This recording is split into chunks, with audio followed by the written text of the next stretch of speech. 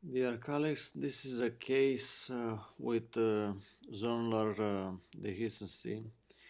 We have broken zonul here from 3 o'clock down to 7 o'clock area.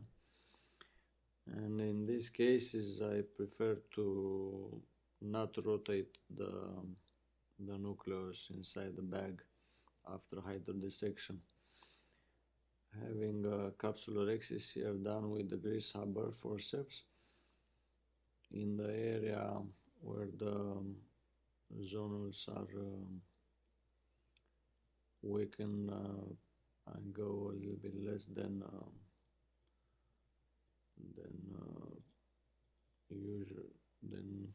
I usually go, in order to have a better centration of the IOL inside the bag in the area where the good zones are.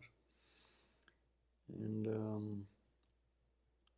after hydrodissection, I prefer to split the nucleus into two halves using stop and chop technique, and as much as possible to not rotate the pieces inside the bag at all. I believe that any rotation of this nucleus when we have weak zonules will damage that zonular area even more. So that's why I try to prevent any rotation of the nucleus or any piece inside the bag as much as possible. Placing viscoelastic on top of the nucleus, and then in the area where the zonules are weak, I'm trying to inflate the bag and push some viscoelastic in that area also to protect the posterior capsule and to push back the bag in that area. So making a trench, usually a usual stop and chop technique, dividing the nucleus. This is a fairly soft nucleus. It's very sticky and hard to make a purchase on it and use the vacuum to take it out. It's very easy aspirated into the phaco port. So one quarter of the nucleus is out, and I'm trying to take a hold on that other quadrant in order to be able to take it out of the bag and emulsify it. I'm using the chopper here to tease that nucleus into the phaco port, into the phaco tip, and using the chopper I'm grabbing the nucleus and drag it a little bit further from the good area of the zonules into the middle of the eye, and I'm able to successfully emulsify one half of the nucleus. With the remaining half is pretty easy, since that will have more room inside the bag to move, and is very easy the second half of the nucleus to emulsify and take it out of the eye.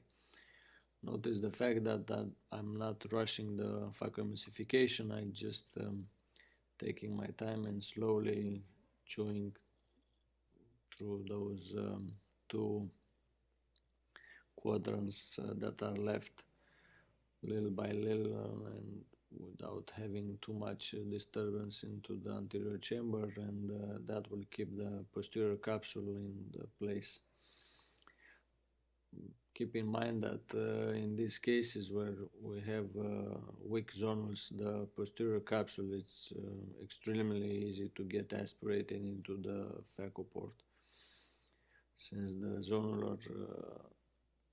zonules are broken, and it's exactly in front of the faculty where the zonules are weakened, so that would be a very easy posterior capsule to get aspirated.